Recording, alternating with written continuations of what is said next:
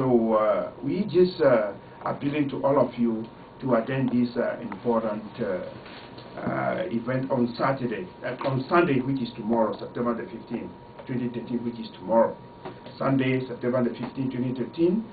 The family will gather, the mother, the father, the sisters, and all the whole community, the entire community will be there at this important funeral and burial. So I hope all of you will attend this important event.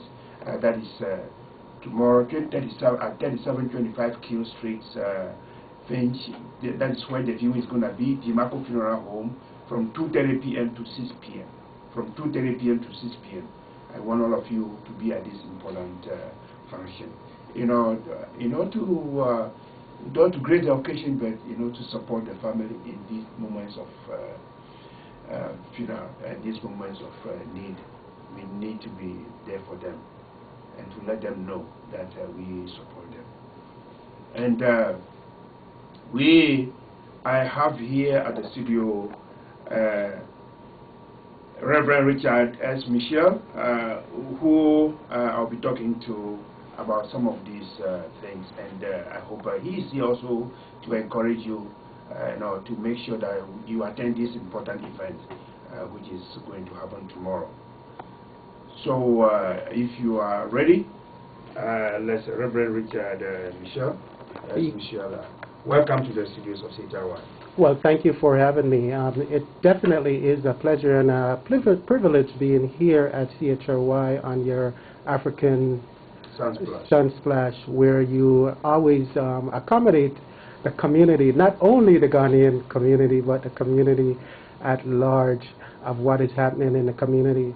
And definitely, I'm not only a reverend, I'm also an advocate and a counselor in the community. And it is a tragic situation when we have youth just in their prime, just like this young man here, Kwame, who was co-murdered with O'She Doyles-Whyte.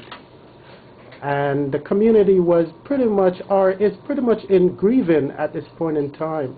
And we're just asking the community to lobby together and put their resources together at all costs so that we can somewhat stem or eradicate this nonsense of killing of our young people. We're asking the community to come out again tomorrow at the viewing that will be held at Kill Street there. I'm not quite sure of the address. Maybe my friend here. Yeah, the address is 3725 Kill Street, Finch. Kill Street and Finch. Kill and Finch intersection, a little bit into Kill Street. That's DiMarco Funeral Home. The view is going to take place tomorrow, the 15th September 2013, 2:30 p.m. to 6 p.m. Yeah, and the funeral service will be held at the Church of Pentecost, right there on Sheppard Avenue. Yes. East of Weston Road. Yeah, that's 2256 Sheppard Avenue West. That's North York, Church of Pentecost. Yeah. The same day, that is from 7 p.m. to 2 a.m. Yeah, the community definitely needs to rally and come and put our resources together as much as possible. I'm also planning to have an event which is called Stopping the Barrel of the Illegal Gun. There are so many illegal guns out there that are being used to create victims amongst ourselves. And not only both parties lose, the violator also loses because he loses his freedom and his conscience to have a resolve or a true relationship with God. You cannot go around killing innocent people and have a clear conscience. We need you need those that are committing the murders and the crime unnecessarily needs to ask for forgiveness with God, and not only with God, but also to them that are in authority. And maybe you do need to do some time so that you can really look into yourself and see what it is that is going wrong in your life. Those of you that are the violators, Why is it that you are committing these crimes? Do you hate yourself that much that you're inflicting self-wound on other? You're same if you are too from the black community, and or even from the human race more so. Yeah, and so Reverend Richard, we have to go on commercial. When we come back, we're going to be talking about, I'll play one music from here, and then we'll wrap up, and then we'll continue with some other thing else. Just talking about the funeral of the late Kwame Duodu, that is slated to take place Sunday, September the 15th, 2013, at the Marco Funeral Home, 3725 Kill Street in Finch. His viewing is taking place tomorrow, 2:30 p.m. to 6 p.m. 2:30 p.m. to 6 p.m. And so we're just appealing to all of you to be at this important event, to help the family in times of this great need. And before we do anything else, we're going to play one music here for you to listen to the words very carefully. And before I continue, I'm also at the studio here with Reverend Richard S. Michel, who's going to be talking about why it is necessary that we stay in schools and leave the guns alone. And also he's also going to tell us the importance of nonviolence and how nonviolence can pay great dividends in our community as well. Anything corridor. So keep on listening to African Sunplash 105.5 FM.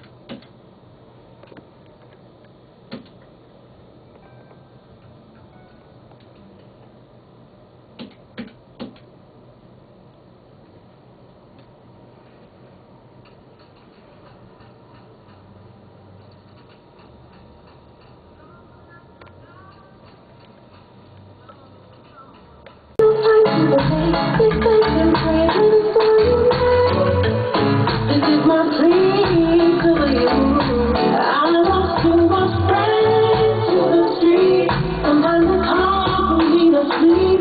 I get nightmares thinking of the way that they live. Oh, nightmares. I get nightmares. Oh.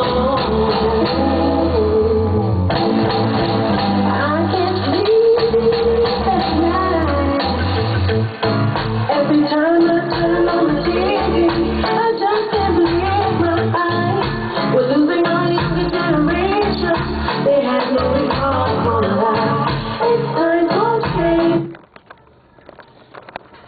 Well, you are tuned to Africans. And before we went on break, we're talking about violence and how the violence can destroy our community, the beauty of our community, and leading into a lot of social vices. And so I'm here with Reverend Richard S. Michel. And so what do we gain? What do we intend to gain if we have a society that is dedicated to books rather than guns? What do you think? How will our community benefit? Definitely, our community will benefit tremendously. You see, Marcus Garvey, one of his advocacy or his argument to his community that without education and getting into technology, we cannot advance as a human race. And so it is that we today as a community and as a people and as a race, whatever ethnicity background you are, education is the key to answering our ignorance. You see, when we're ignorant of the information or the adequate tools, then we succumb to evil activities, just as we see that is going on in the communities which are in a depravity of information or education. And education is definitely the answer. When we now make ourselves available to information that is out there, which means one needs to continue in the learning institution, and not only in the learning institution, but to gather information from the elders in our community, for they have experienced way more than we can even imagine from their generation and the generation before them. And so it is that information is key to succeed and to success. When we have information, we will then eradicate other evil thoughts or behavior from the community by empowering that other individual as well. Yeah, but in a situation where, for instance, in our community, there's large-scale illiteracy. Most of the parents are handicapped financially, and most of them cannot even live to responsibilities by taking care of these children. And somewhere along the line, these children slip through, slip through the schooling system, and they fail. And then the only thing they know is, moving to other related crimes, committing to make sure that they make ends meet. Now, with this situation in our community, how do we go about, making sure that we revert this trend, this trend where, the youth take guns, kill each other, they are involved in illicit drugs, they are involved in a lot of things that does not help the community. What do you think we should do? We talk about most of these things most of the time.